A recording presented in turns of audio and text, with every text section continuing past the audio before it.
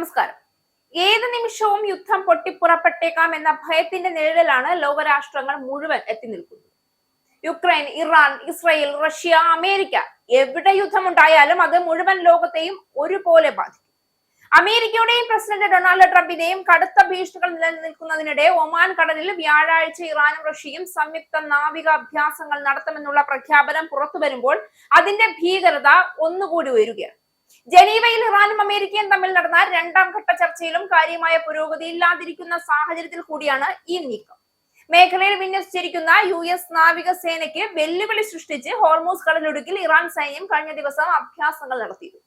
ഇതിന് പിന്നാലെയാണ് ഇറാനും റഷ്യയും സംയുക്ത നാവിക അഭ്യാസം ഒമാൻ കടലിലും ഇന്ത്യൻ മഹാസമുദ്രത്തിലുമായി നടത്താൻ പോകുന്നത്. കടൽ സുരക്ഷ ശക്തിപ്പെടുത്തുക, ഇരു രാജ്യങ്ങളുടെയും നാവികസേനകൾ തമ്മിലുള്ള ബന്ധം ദൃഢമാക്കുക എന്നിവയാണ് ഇതിന്റെ ലക്ഷ്യമെന്ന് സംയുക്ത നാവികാഭ്യാസത്തിന്റെ വക്താവ് റിയർ അഡ്മിറൽ ഹസൻ മക്സ്ലു പറഞ്ഞു. ജനീവയിലെ ചർച്ചകൾക്ക് മുന്നോടിയായി US ഇറാനുമേൽ സമ്മർദ്ദം ശക്തമാക്കുന്നതിന്റെ ഭാഗമായി സൈനിക വിന്യാസം ശക്തമാക്കി. വിമാനവാഹിനി കപ്പലുകൾ അടക്കം അയച്ച് പശ്ചിമേഷ്യയിലെ സൈനിക ശക്തി അമേരിക്ക വർദ്ധിപ്പിച്ചുകൊണ്ടിരിക്കുന്നതിനിടയിൽ ഇറാൻ പരമോന്നത നേതാവ് ആയത്തുള്ള അൽ ഖമീനി കടുത്ത മുന്നറിയിപ്പുമായി രംഗത്തെത്തിയിട്ടുണ്ട്.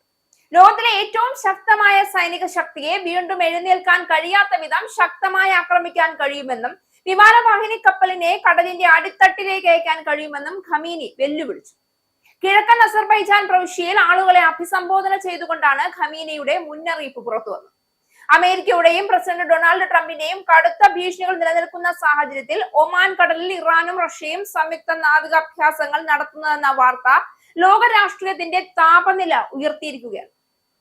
ജനീവയിൽ നടന്ന രണ്ടാം ഘട്ട ചർച്ചകളിലും കാര്യമായ പുരോഗതി ഇല്ലാതിരിക്കുകയും ഹോർമൂസ് കടലിടുക്കിൽ ഇറാൻ സൈന്യം ശക്തി പ്രദർശനം നടത്തുകയും ചെയ്ത പശ്ചാത്തലത്തിൽ ഈ നീക്കങ്ങൾ ഒരു സാധാരണ സൈനിക പരിശീലനമായി മാത്രം കാണാൻ കഴിയില്ല. യുദ്ധത്തിന്റെ കണിക പോലും ഈ മേഖലയിലേക്ക് പതിച്ചാൽ അതിന്റെ ആഘാതം മധ്യപൂർവ്വ ദേശത്തെ മാത്രം ചുരുങ്ങിയതായിരിക്കില്ല. അത് ആഗോള രാഷ്ട്രീയത്തെയും സാമ്പത്തിക വ്യവസ്ഥയെയും കുലുക്കുന്ന ഭൂകമ്പമായി മാറും. ഹോർമൂസ് കടലിടുക്ക് ലോകത്തിലെ ഏറ്റവും പ്രധാനപ്പെട്ട എണ്ണക്കടത്തു മാർഗങ്ങളിൽ ഒന്നാണ്. ലോകത്തെ എണ്ണ വിതരണത്തിന്റെ വലിയൊരു വിഹിതം ഈ ചെറു കടലിടുക്കിലൂടെ സഞ്ചരിക്കും. ഇവിടെ യുദ്ധം പൊട്ടിപ്പുറപ്പെട്ടാൽ ആദ്യം ബാധിക്കപ്പെടുന്നത് ആഗോള എണ്ണ വിപണിയെ. എണ്ണവില കുതിച്ചുയരും. അതിന്റെ ആഘാതം വികസിത രാജ്യങ്ങളിൽ നിന്ന് വികസനോന്മുഖ രാജ്യങ്ങളിലേക്കും വ്യാപിക്കും. ഇന്ധനവില ഉയർന്നാൽ ഗതാഗത ചിലവ് വർദ്ധിക്കും. അതോടെ ഭക്ഷ്യവസ്തുക്കളുടെയും അടിസ്ഥാന വസ്തുക്കളുടെയും വില ഉയരും. ഇതിനകം തന്നെ സാമ്പത്തിക പ്രതിസന്ധി നേരിടുന്ന പല രാജ്യങ്ങൾക്കും ഇതൊരു അടിച്ചമർത്തലായി.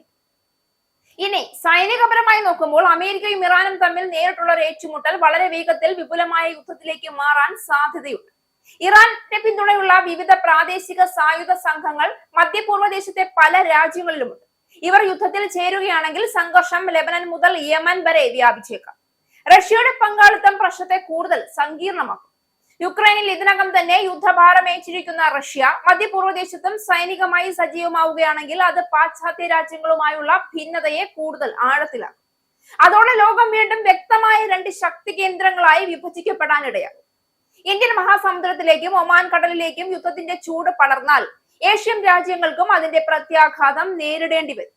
ഇന്ത്യ, ചൈന, ജപ്പാൻ തുടങ്ങിയ രാജ്യങ്ങൾ ഈ മേഖലയിൽ നിന്നുള്ള എണ്ണ വിതരണത്തിനും വ്യാപാര പാതകൾക്കും ആശ്രിതരാണ്. കടൽ മാർഗങ്ങൾ അസുരക്ഷിതമാവുകയാണെങ്കിൽ അന്താരാഷ്ട്ര വ്യാപാര ശൃംഖല തന്നെ തകർന്നടിയും. കൊറോണ മഹാമാരിക്ക് ശേഷമുള്ള സാമ്പത്തിക പുനരുജ്ജീവനത്തിന് ഇത് വലിയ തിരിച്ചടിയാകും. മാനവീയപരമായ പ്രത്യാഘാതങ്ങൾ ഇതിലും ഭീകരമായിരിക്കും. യുദ്ധം തുടങ്ങുകയാണെങ്കിൽ ആയിരക്കണക്കിന് സാധാരണ ജനങ്ങൾ അഭയാർത്ഥികളായി മാറും. അടിസ്ഥാന സൗകര്യങ്ങൾ തകർന്നടിയും. വൈദ്യുതി, വെള്ളം, ആരോഗ്യ സംരക്ഷണം എന്നിവ തകരുമ്പോൾ മനുഷ്യാവകാശ പ്രതിസന്ധി രൂക്ഷമാകും. സിറിയയിലെയും ഇറാഖിലെയും യുദ്ധങ്ങൾ ലോകം കണ്ടതാണ്. അതുപോലൊരു ദുരന്തം വീണ്ടും ആവർത്തിക്കപ്പെടാൻ സാധ്യതയുണ്ടാകും. അഭയാർത്ഥികളുടെ ഒഴുക്ക് യൂറോപ്പിലേക്കും അയൽ രാജ്യങ്ങളിലേക്കും നീങ്ങുമ്പോൾ രാഷ്ട്രീയ സാമൂഹിക സംഘർഷങ്ങൾ ശക്തി പ്രാപിക്കും.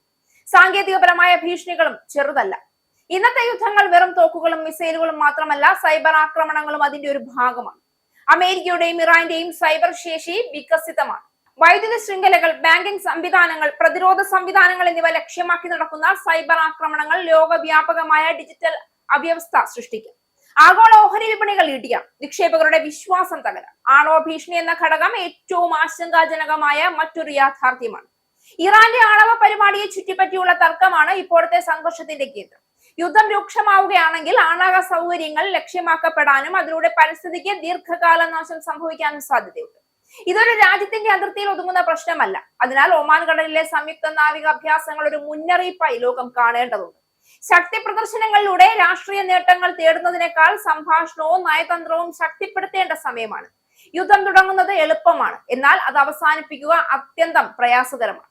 ഒരു ചെറിയ കനൽ തീപിടിച്ചാൽ അതിനെ നിയന്ത്രിക്കാൻ ലോകം മുഴുവൻ വില കൊടുക്കേണ്ടി വരും. സമാധാനത്തിന്റെ വഴിയിലേക്ക് തിരിയാൻ എല്ലാ പക്ഷങ്ങളും തയ്യാറാകാത്ത പക്ഷം വരാനിരിക്കുന്ന കാലം അനിശ്ചിതത്വത്തിന്റെയും അസ്ഥിരതയുടെയും ഇരുണ്ട അധ്യായമായിരിക്കും.